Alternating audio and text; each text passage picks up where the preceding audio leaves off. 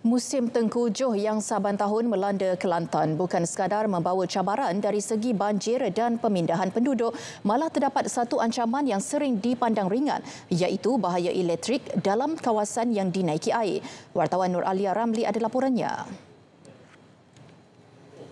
Dari 2020 hingga 2024, sebanyak 2 kes renjatan direkodkan di Kelantan, membabitkan 4 mangsa. Kes pertama berlaku pada 2020 melibatkan 3 beradik di Tumpat, manakala satu lagi kes pada tahun lalu membabitkan seorang lelaki di Pasir Putih yang maut ketika cuba memindahkan peti sejuk di rumahnya.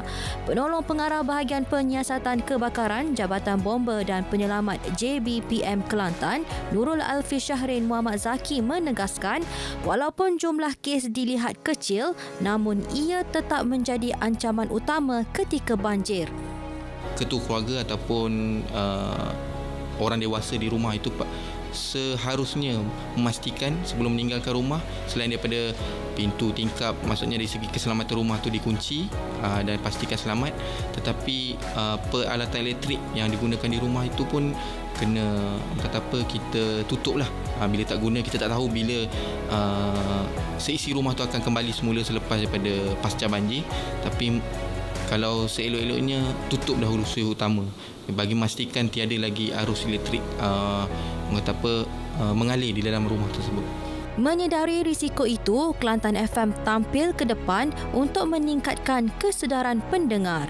Kelantan FM pun ada menyediakan PSA ataupun pesanan khidmat masyarakat kepada pendengar-pendengar kami yang akan kami sentiasa ulang siar dalam pelbagai bentuk. Ada bentuk lakonan, ada bentuk suara, satu suara sahaja untuk memberi pesanan dan bagaimana untuk kita sentiasa cakna dan sentiasa berhati-hati dalam menangani khususnya masalah api, masalah elektrik di musim banjir. Sementara itu, Penghulu Mukim Bandar Rantau Panjang, Wan Idris Wan Duraman, menasihati penduduk agar sentiasa berwaspada memandangkan kawasan itu antara yang paling terjejas setiap kali musim tengkujuh.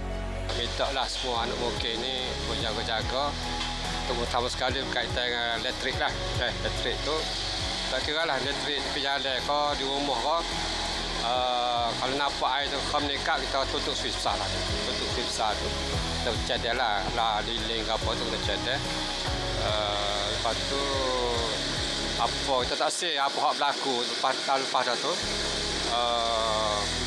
wayar elektrik tu ya short. Walaupun jumlah kes renjatan elektrik semasa banjir kecil, setiap nyawa yang terkorban menjadi peringatan bahawa kesedaran serta tindakan segera menutup suis utama boleh membezakan antara keselamatan dan tragedi. Nur Alia Ramli, Berita RTM.